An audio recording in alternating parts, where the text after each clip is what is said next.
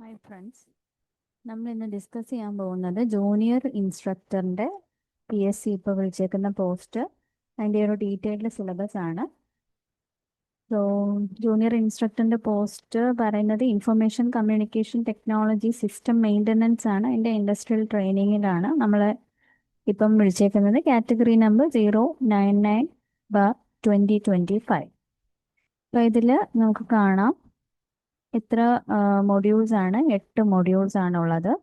അതിൽ first മൊഡ്യൂളിനകത്ത് basics ആണ് കൂടുതലും വരുന്നത്. കമ്പ്യൂട്ടർ കമ്പോണൻസ്, ഒരു കമ്പ്യൂട്ടറിൻ്റെ ഫങ്ഷണൽ ഡയഗ്രാംസ്, അതുപോലെ ഹിസ്റ്ററി, അങ്ങനെയുള്ള ബേസിക് ആയിട്ടുള്ള കുറച്ച് കാര്യങ്ങൾ.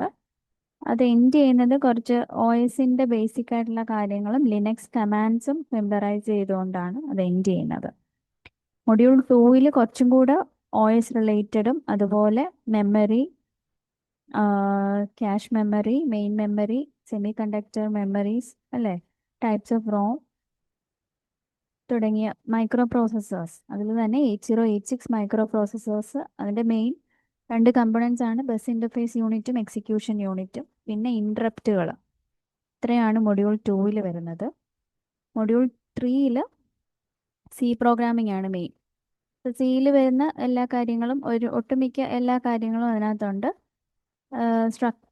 സ്ട്രക്ചേഴ്സ്, ലൂപ്പുകൾ, ഫങ്ഷൻസ്, അങ്ങനെയുള്ള കാര്യങ്ങളെല്ലാം ഉണ്ട്. പോയിന്റേഴ്സ് സിലബസിൽ സ്പെസിഫൈ ചെയ്തിട്ടില്ല. മൊഡ്യൂൾ 3 വരുന്നത് കോൺസെപ്റ്റ്സ് ഓഫ് ഡേറ്റാബേസ് ആണ്. മൊഡ്യൂൾ 4 വരുന്നത് ഡേറ്റാബേസ് ആണ്. അപ്പോൾ അതുമായിട്ട് റിലേറ്റ് ചെയ്ത് വരുമ്പോഴത്തേക്കും അതിൻ്റെ കുറച്ച് ബേസിക് കാര്യങ്ങൾ, ആട്രിബ്യൂട്ട്, ടപ്പിൾ, കുറേ ടേംസുകൾ, കാര്യങ്ങൾ. പിന്നെ overview of popular databases, SQL structured query ലാംഗ്വേജിൻ്റെ ഫീച്ചേഴ്സ്, അതിനകത്ത് വരുന്ന കമാൻഡുകൾ, അതെല്ലാമാണ് അതിനകത്ത് പിന്നെ പഠിക്കുകയാണ്. അപ്പോൾ SQL ആണ് അതിനകത്ത് ശരിക്കും അതിൻ്റെ മേജർ പാർട്ടും വരുന്നത്. SQL ആണ്. SQL യൂസ് ചെയ്തിട്ട് എങ്ങനെ ഡേറ്റാബേസ് കമാൻഡുകൾ കൊടുക്കുന്നു എന്നുള്ളതാണ് കൂടുതലും അതിൽ വരുന്നത്. മൊഡ്യൂൾ 5 എന്ന് പറയുന്നത് ഓബ്ജക്റ്റ് ഓറിയൻറ്റഡ് പ്രോഗ്രാമിംഗ് ആണ്. അപ്പോൾ അതിൻ്റെ ബേസിക് കോൺസെപ്റ്റുകളായ class, object, method, constructor, destructor, overloading, polymorphism, inheritance തുടങ്ങിയ എല്ലാ കാര്യങ്ങളും, വിസിബിലിറ്റി കൺട്രോൾസ്, ആക്സസ് സ്പെസിഫയേഴ്സും അങ്ങനെയുള്ള കാര്യങ്ങൾ, ബേസ് ക്ലാസ്, ഡിറൈവ്ഡ് ക്ലാസിൻ്റെ കോൺസെപ്റ്റ്, വെർച്വൽ ഫംഗ്ഷൻ, ഇങ്ങനെയുള്ള കാര്യങ്ങളാണ് മൊഡ്യൂൾ 5 വരുന്നത്. മൊഡ്യൂൾ 6 എന്ന് പറയുന്നത് നെറ്റ്വർക്കിംഗ് ആണ് വരുന്നത്.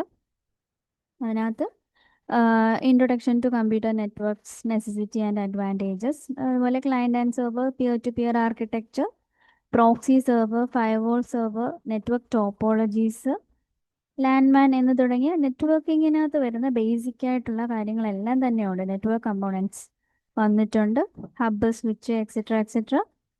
പിന്നെ ബ്ലൂടൂത്ത് ടെക്നോളജി, വയർലെസ് നെറ്റ്വർക്ക്സ്, പിന്നെ ISO OSI 7 ലെയർ മോഡൽ, അതുപോലെ TCP IP ഉണ്ട്.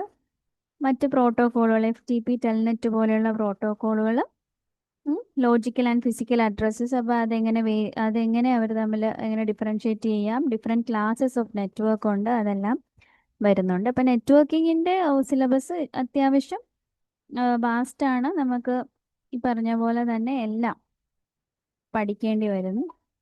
മൊഡ്യൂൾ 7 വീണ്ടും അതിൻ്റെ ഒരു അഡ്വാൻസ്ഡ് ഇതാണ്. ഡൊമൈൻ നെയിമുകൾ, web browser, URL, MIME, HTTP, പിന്നെ ഇൻ്റർനെറ്റ് സെക്യൂരിറ്റിയുമായിട്ട് റിലേറ്റ് ചെയ്ത് വരുന്ന കാര്യങ്ങൾ, അതെല്ലാം മൊഡ്യൂൾ 7 പഠിക്കുന്നുണ്ട്.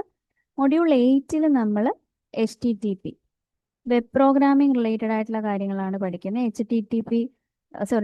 HTML ടാഗ്, ആട്രിബ്യൂട്ട്സ്, അതുപോലെ CSS, cascaded style sheets, JavaScript programming, server side scripting, PHP language, അത് പഠിക്കുന്നുണ്ട്. അപ്പോൾ ഇങ്ങനെയുള്ള കാര്യങ്ങളൊക്കെയാണ് മൊഡ്യൂൾ 8. അപ്പോൾ ഈ 8 മൊഡ്യൂൾസിൽ നിന്നുമായിട്ട് നമ്മൾ ഓരോ സെക്ഷനിൽ നിന്നും ഓരോ topic by topic 20 questions each എങ്കിലും നമ്മൾ ഡിസ്കസ് ചെയ്ത് പോകും.